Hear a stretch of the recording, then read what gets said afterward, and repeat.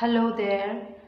Greetings to you, my friends. My name is Pankuri Sinha, and I wish to thank Belinda for allowing me the opportunity to present my poems to you.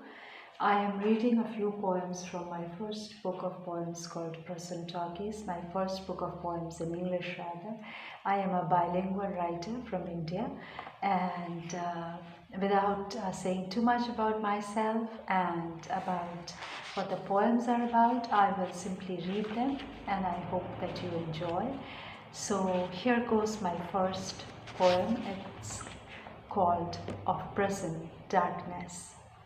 Of a light bulb, of a night bulb, lit up forever, never going off with no switch in the room, but probably a mild dimming of the lights at night, and you could ask the guards to lower the AC.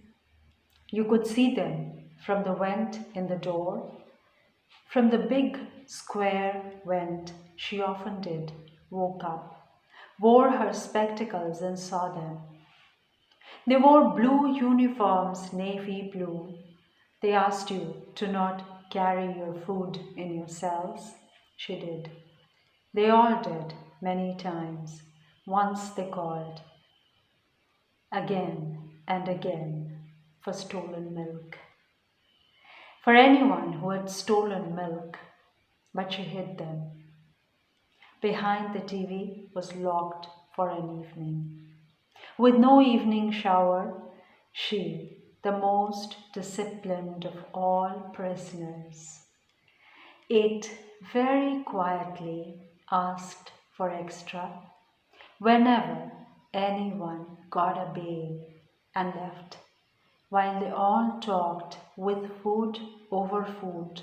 Some talked in their sleep, some cried at night. They came in the mornings. They came in the mornings before dawn, before the sunrise, way before sunrise, and took them people who were going back to their country, their own country, or countries. Different people going to different countries, being sent rather. Some said there were many countries within their country and they had none. But they had lost the case and were being sent back. Also people who had overstayed, knowing the penalty. Some were caught at the border, crossing the border with expired papers. It all makes you wonder. If there was a larger nexus, a bigger game, but no one told you anything. Those contesting their status spoke endlessly of the court, without speaking of the truth, or even of what was happening. There was mystery, there were secrets, there were committed friends, there were promises, there was eternal night. The light never went off.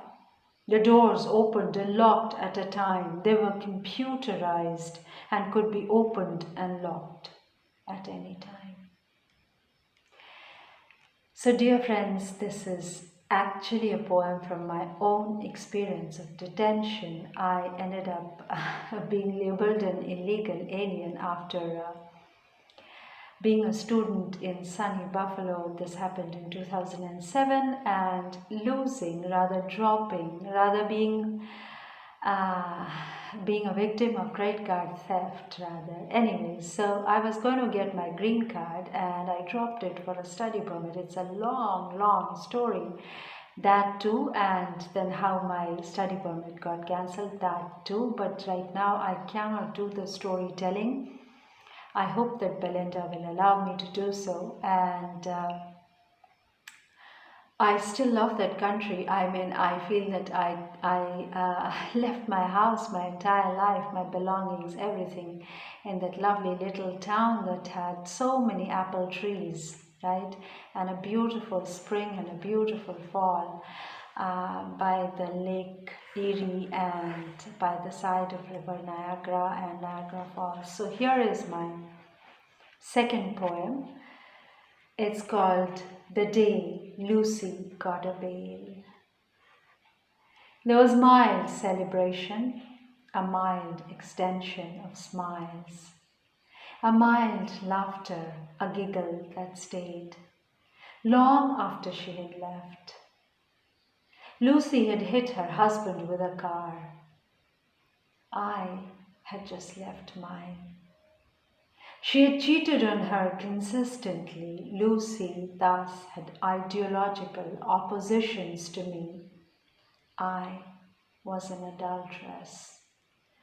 But my husband had cheated on me, not sexually, professionally. The professionals at my work had just allied with him. I was an adulteress, imprisoned on charges of immigration, yet Lucy very fondly called me shower number 3.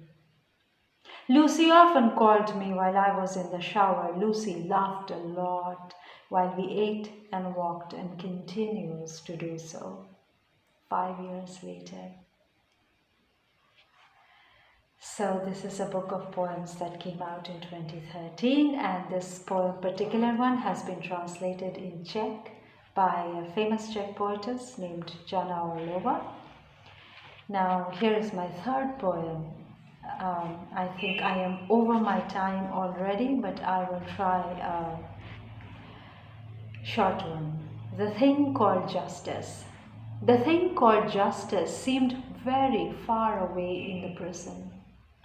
Not just on weekends, when the law offices were closed, but on the days when they were open, even on court days, when entire trials were conducted without mentioning anything on the rights of the prisoner, so many of them, as the prisoner sat handcuffed, truly a reduced soul.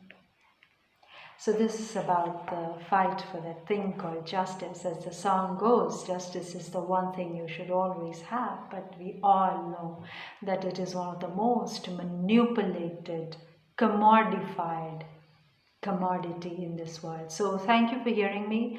Thanks a lot.